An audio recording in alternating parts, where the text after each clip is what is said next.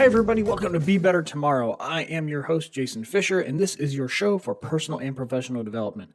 I just got to jump right into this. Honestly, I had such a moment this morning where I read a quote and a little blurb from next month's guest, Ben Hardy, that it just blew my mind. And it's something after talking with Naran Tillman last night on his show. It's hitting me, and I can't get it out of my head. So I figured I'd sit down and record. So this might not be as polished as things normally are. Not that they're super great anyway, but that's the point. The quote is, "It's better to be prolific than perfect." Now, what does that mean? We've always heard, probably all our lives, quality over quantity. It's better to do things right than it is to do a lot of it. And in some cases, that's super true, right? Brain surgery, definitely want perfection over quantity. But if you're a content creator, if you're an entrepreneur, in a lot of ways, we're super afraid to hit publish. We're super afraid to hit send. We're super afraid to call something done or to send that question to somebody or do whatever step you need to take. When the reality is, in these cases, it's so much better to be prolific.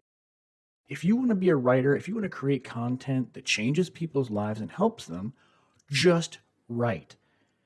Be cautious and careful about it. Get some feedback, review what you've done, and make improvements with that deliberate practice model.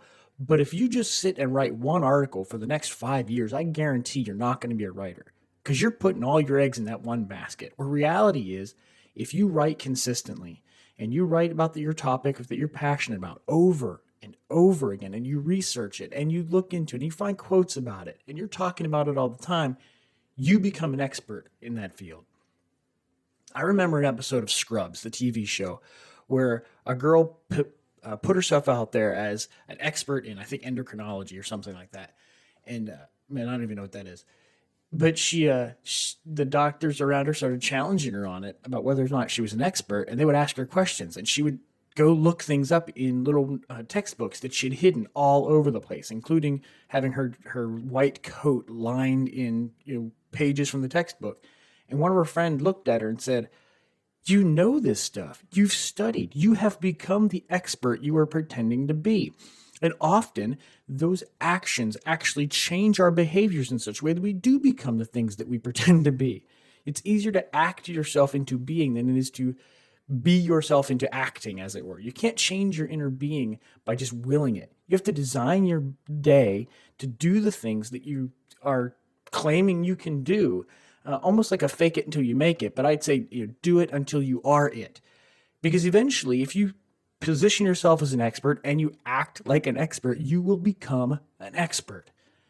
And in that case, prolific over perfect is the model.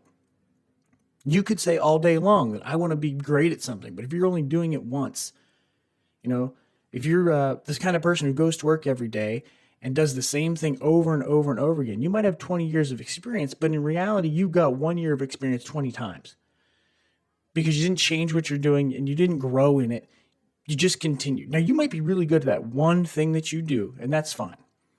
But I think as you grow as an entrepreneur, you'll start to branch out a little bit, or maybe you were writing articles and now somebody calls you to be on their podcast. Well, now you have to learn how to talk.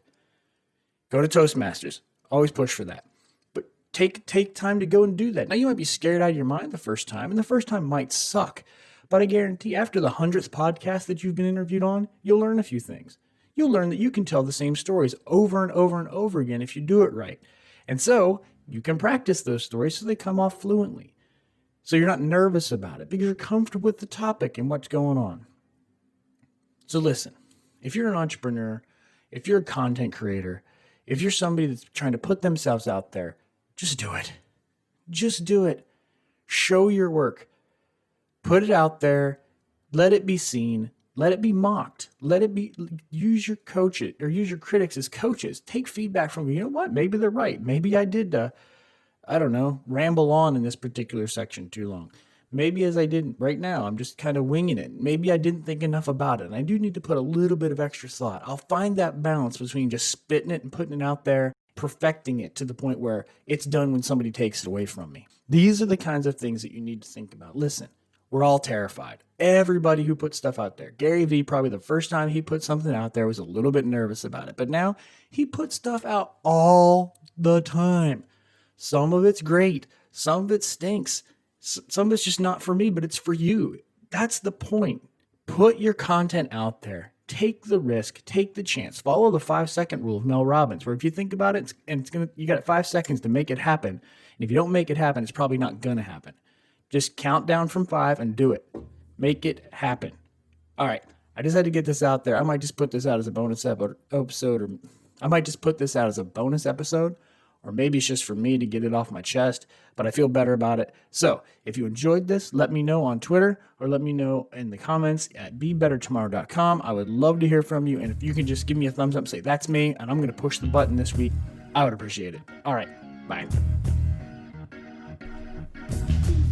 Thanks for listening, everybody, and I hope you've gotten something out of this that will help you be better tomorrow. As always, you can find our show notes and everything you need to know about the program at BeBetterTomorrow.com. The music you're listening to right now is by Kevin MacLeod of Incomtech, released under a Creative Commons 3.0 share-alike license, as is Be Better Tomorrow. So you can use this recording in any non-commercial endeavor as long as you give credit to us. In the meantime, I hope you've enjoyed listening to the show, and I hope you'll find something today so that you can be better tomorrow.